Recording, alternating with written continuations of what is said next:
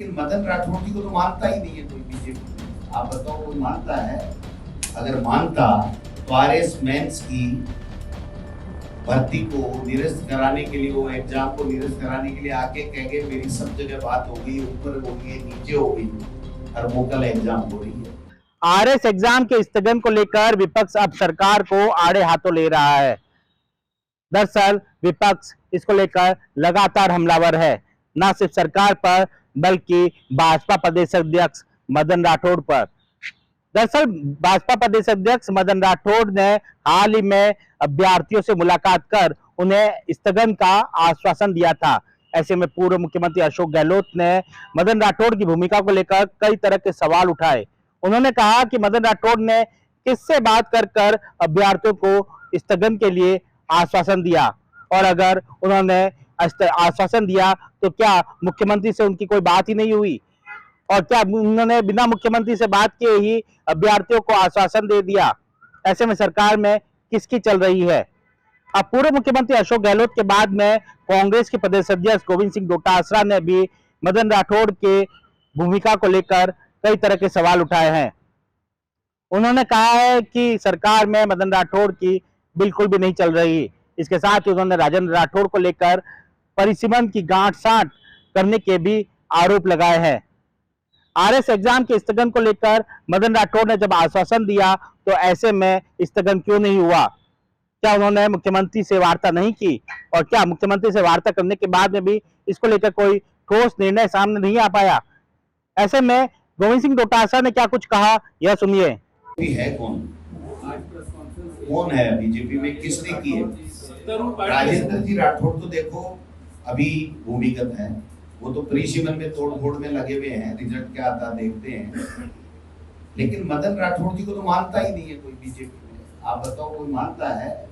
अगर मानता तो आरएस मेंस की भर्ती को निरस्त कराने के लिए, वो एग्जाम को निरस्त कराने के लिए आके कह गए मेरी सब जगह बात हो गई, ऊपर हो गई, नीचे हो गई, हर वोकल एग्जाम हो रही है। तो बीजेपी के प्रदेश अध्यक्ष की जिस पार्टी में ये हालत हो, और मुख्यमंत्री जिसके लिए उनके मंत्री कहते हैं कि मुख्यमंत्री जी ने कहा कि हम निरस्त करा देंगे, तो फिर ये बीच में तीसरी चीज आ कौन रही है? इसका मतलब तो हम कह रहे हैं कि न मुख्यमंत्री की चलती है, न प्रदेश अध्यक्ष की चलती है।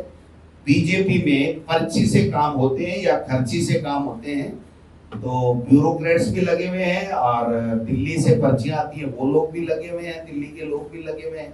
बाकी यहाँ पर तो मुझे तो लगता नहीं।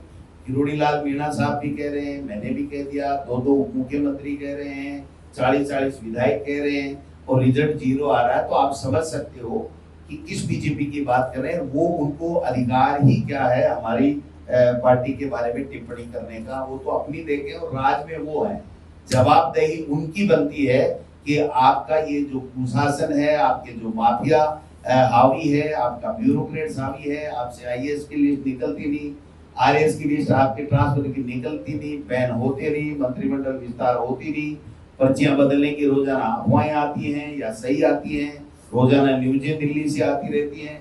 तो उसको संभालो ना। प्रदेश का लोग पानी के लिए, बिजली के लिए, बेरोजगार नौकरी के लिए तड़प। कांग्रेस प्रदेश अध्यक्ष डोटासरा ने सरकार पर पर्ची सरकार होने का आरोप लगाया और कहा कि सरकार दिल्ली से चल रही है। ऐसे में आरएस के एग्जाम के स्थगन को लेकर कोई ठोस निर्णय नहीं हो पाया। जब 40 विधायक, उप मुख्यमंत्री मदन राठौड़, भाजपा प्रदेश अध्यक्ष ने भी आश्वासन दे दिया था, तो आरएस एग्जाम का स्थगन क्यों नहीं हुआ? क्यों अभ्यर्थी एक दिन एग्जाम में, जब एक दिन रह गया है तब भी आंदोलन पर बैठे हैं? हालांकि अब लगातार इस स्थगन को लेकर सरकार को घेरा जा रहा है। सुमित देवड़ा, टीवी 9, राजस्थान।